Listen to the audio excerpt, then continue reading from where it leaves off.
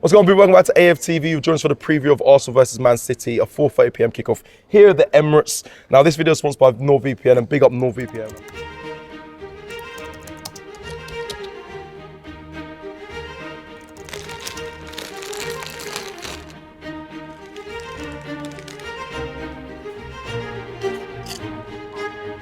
Saturday, 3 o'clock. What have I got to watch? Gardening shows. Yeah. Yo, Rob, you watching this game? Bro, Eze's on fire. How are you watching that? You can't watch 3 o'clock games in the UK. Bro, what do you mean? I'm watching the full game now, live. How though? You're not abroad? No, bro, with NordVPN, my laptop thinks I am, but with one click, boom, I'm on holiday. Are you serious? I'm here watching someone plant potatoes, and you're watching Eze tearing it up. No, I ain't having that. I'm only joking with you. You know we can't do that in the UK. But if I wanted to, it would work perfectly. Bro, whether it's football, soaps, you know me, Love Island when we're away, you know what I mean? All those things, whatever your family's into, NordVPN's got you covered. And with Threat Protection Pro, there's none of that cyber nonsense, no scammers, none of that, just smooth streaming. So hurry up and get involved, bro. Come on, you're missing out. All right, I'm convinced. I'm signing up right now. Go to NordVPN/AFTV for an exclusive deal. Now, this video is sponsored by NordVPN, and big up NordVPN. I'm a big advocate for it. I have actually used it day to day. Before we even were sponsored by it, I still use it. I'm currently in New York right now. Obviously, cyber protection, data protection when you go on open Wi-Fi's. I got the training today. I use the open Wi-Fi, but I feel safe because I'm using NordVPN, and there's a 30-day money-back guarantee as well, so it's completely risk-free. Big up NordVPN every time. That's a real thing, the hacking, you know. Like, in all seriousness, like, the VPNs are part of why I have one, is because public Wi-Fi's people can hack, they can then take over accounts or whatever. You want to be careful with it. So that, I know we always talk about opening a world of media and stuff, which is great. Yeah. Watch things in different countries, I love that, but yeah, the data protection thing's massive. So yeah, big up NordVPN. I think it's essential for most to have a VPN, if I'm completely honest as well. Let me address the fact that we're recording this before Man City play tonight. I think it's only right that we do that. Sometimes we don't do that. We try and fair. blur the lines of when we're recording and the information we have, but obviously we don't have the information of what could happen tonight in their Champions League game. They could get an injury or whatnot. So just want to make that very clear. We're going to obviously talk about our feelings ahead of the game, because obviously it's coming up this Sunday, and we will discuss them playing this Thursday. Is that a benefit and a bonus to Arsenal? And I think before we get into that, obviously the intro was, you know, Manchester is red, but come Sunday. No, sorry, Manchester is blue, but come Sunday, North London will stay red. It's not really a poem or anything. I just wanted to get that point in there. It's not even really a sentence that needed saying. Yeah, well, you know, they're quite happy that the Manchester's blue and that's their thing. North London's always red, and it will stay red come Sunday when they arrive here and get smoked. Let's talk about... This might be what I drop out next. No, you need to stay. Let's talk ahead of it. Obviously, they got a game in the Champions League tonight. James and Turkish, both of you. I mean, for Arsenal fans, I've seen online the Man City fans are furious about it. Does it have a right to be angry about them playing, you know, 2 days before, you know, playing Arsenal at home? Someone made a point that literally this time a year ago we played Atalanta away on a Thursday night before we went to Tottenham on Man City away on the Sunday.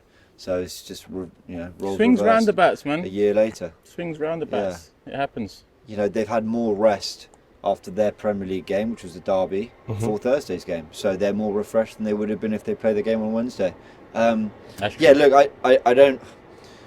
Scheduling in football is a problem. The amount of football they play is a problem. This shouldn't have any major bearing on this game, in my opinion. I don't remember any of us talking about it last year when we drew 2-2 at the Etihad, and we just had the game at Atalanta. Yep. I don't know when City's game was in that week in relation to it. I'm pretty sure we played on Thursday night. I'm referencing a tweet I saw. But anyway, it just goes like that. You know, you have tougher runs of games, and sometimes the scheduling isn't in your favour. Yeah, they probably should look at these things more often. I think other countries do a better job of protecting their clubs when they go into Europe. They schedule things differently, but whatever is what it is. We've all suffered from it. For you then, so is it the same sort of sentiment, or is it is what it is? Just get on with it. It swings and roundabouts, as you said earlier. Yeah, it's so early in the season. It's not nothing to really talk about, is it? I mean, well, players are getting injured in the first couple games, so like they might say. So there's a small conversation. Point, the amount of injury City have. Yeah. I mean, and Arsenal That as in well. itself actually. is kind of more interesting than necessarily the amount of football they're playing. Sometimes momentum helps. Sometimes teams want to go from one game to another. Sometimes they want longer prep time.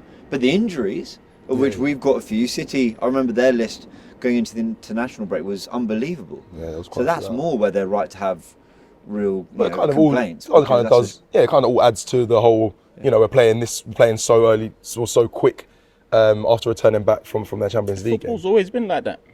So I don't really look 20 years back. There might be a 4-game difference. It's the intensity of the matches that is the problem.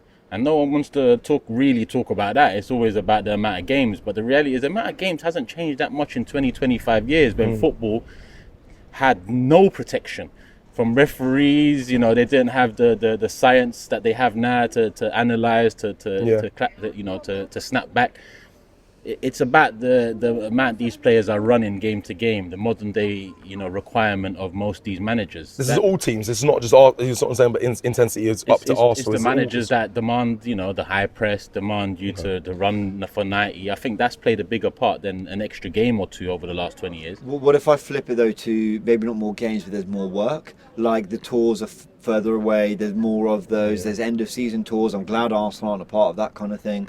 They've got things like more campaigns are a part of, which again, this is all brilliant work. I'm glad they're doing it. There's more social media presence. There's more management. You'll know the amount that players are around, more advertising. Listen, it's all making them more money. Let's make that very clear. That's the main. They are doing very well out of this. That's the point. But I think the job of a footballer is significantly bigger now than it feels like it was even 10 years ago.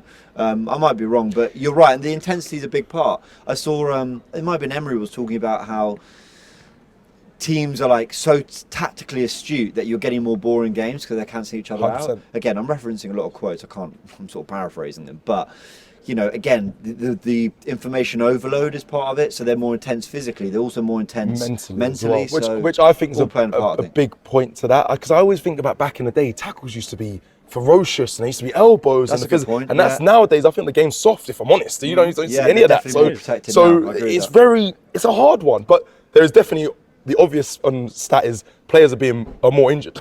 We're seeing it across the whole, all leagues. So I suppose it's more football, but it might be, like you said, mental fatigue as well as the physical fatigue. But again, maybe they're more fine-tuned. Sometimes it's weird, isn't it? I'm going to say something so stupid, yeah. I feel like... It's not stupid. Okay, well, here we go. This is going to sound crazy. If I played like 38 games in 9 months, I feel like I wouldn't probably get a hamstring injury because I'm just not that fit. Like, do you know what I mean? I don't have body muscles like that. I'm limitations, not, I'll just, whereas they're playing at such a level, but also they're so fit and they're so strong that they're more prone to something going wrong because they're constantly working these muscles. Does that sound, do you know what I mean? Like they're so fine tuned that kind of anything could just go wrong. If I compare it to raising kids, and I'm at risk here of being cancelled, but I'll just speak for myself. If you're raising a boy, just generally knocks, bumps, bruises, fall over, get up, keep it moving. If you're raising a girl, every single moment, you be careful. Cotton wool, get up, wipe it. So that they're not used to it. Do you know what I mean? So they're not used to the bumps and bruises. They're not used to. Back in the day, Roy Keane would talk about many a game where he's got a knock, but he just moves on to the next game with that knock. Boys saying that players are getting a lot of protection with every 100%. Small injury. So now when you're so protected now, that one moment you do get a knock, it's can't believe But back in the day, it was get up, keep it moving, and it's it's mainly physical, but the mental side of it is that, and I think the mental side of it's a bit lost in the modern day game. It's interesting. That's an interesting way to look at it. I think there's a thing I see when you react to a baby falling over, and if you react like it's just a different feeling. I know I've used boy and girl example for kids, but that's essentially what it is. A boy my parenting methods, bumps, bruises, keep it moving. Girl, you're a bit more fair. Easy, be careful. You want to put on cotton wool and bubble wrap. All right, let's digress. Let's go into the game. Yeah, that's the preview. To sum up, it was an interesting conversation. I thank you for us going through that, and I did enjoy it. Let's go to the game. I was going to say, does it have draw written all over? But I want to skip past that. I want to go to. Why does it have draw written all over? Why do you even think that? Because I think. When you look at the Man City's form so far at the start of the season, 2 bad results. Obviously, they won the first game, 2 bad results, obviously, against Brighton and Tottenham. I was going to kind of go into the question of the Man United game, has it skewed your vision and your prediction? Because they won 3-0, do you feel like Man City are turning the corner, they're going to be that Man City that we know? Or do you think that's just a freak result? Or is it just Man United are terrible? That is what happens. Yeah, see. Oh, see, I thought you said Spanish. It's being Spanish. Is C Spanish? Yeah. And Italian, yeah. Yeah. Okay, so C. But the letter C. Maybe. Yeah, we is... Option 3. Option, there we go, thank you. Option 3. Option 3. Which is Man United are shit. Okay, James? Have we learned anything of anyone? I've got to be honest. Look, I'm really encouraged by Arsenal's start to the season, but I don't think we've learned enough.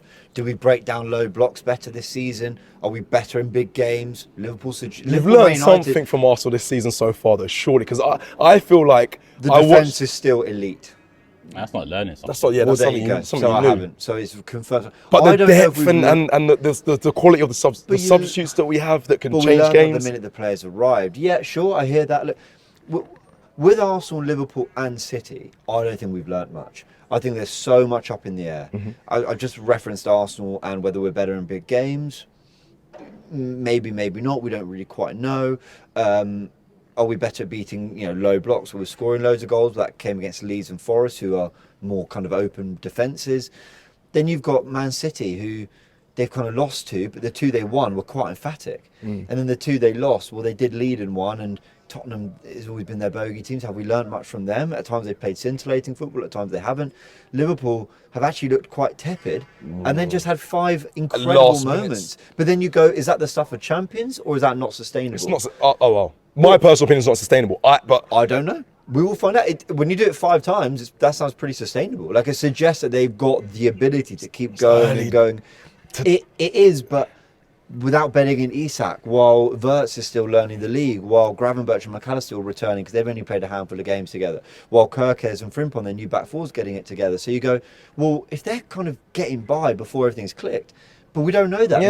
Maybe the reason they're having these struggles is because it's not going to click, and actually they're going to have to do something different. Well, United dubbed it as Fergie time back in the day, and they won, and they were successful doing scoring late when it. I don't remember 5 in a row. This is like Bayer Leverkusen 2 years ago.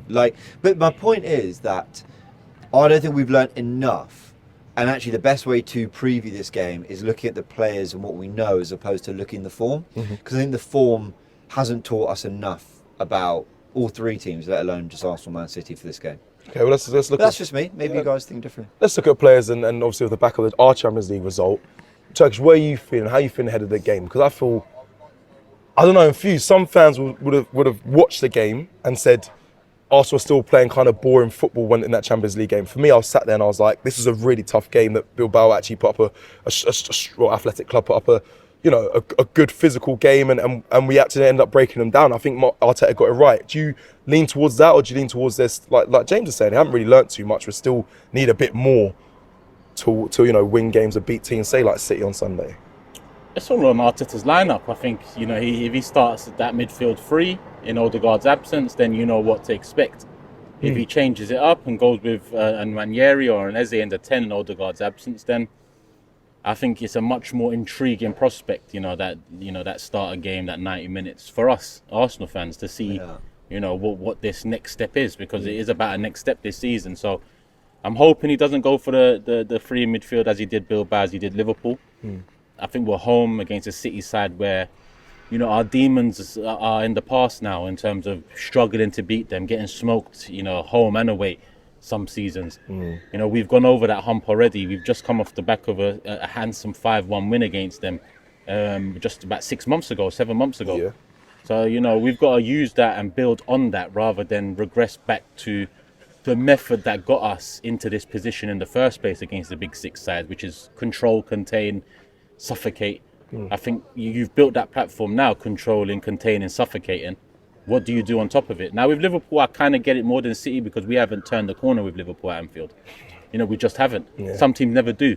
You don't necessarily have to do that. Yeah. But then to go in defensive, I get it. With City, it's different. City, we've overcome the hurdle. They're not the same City of 2 years ago. It's no longer them we're chasing. It's Liverpool. Definitely. 5-1, confident. They've lost 2 and 4.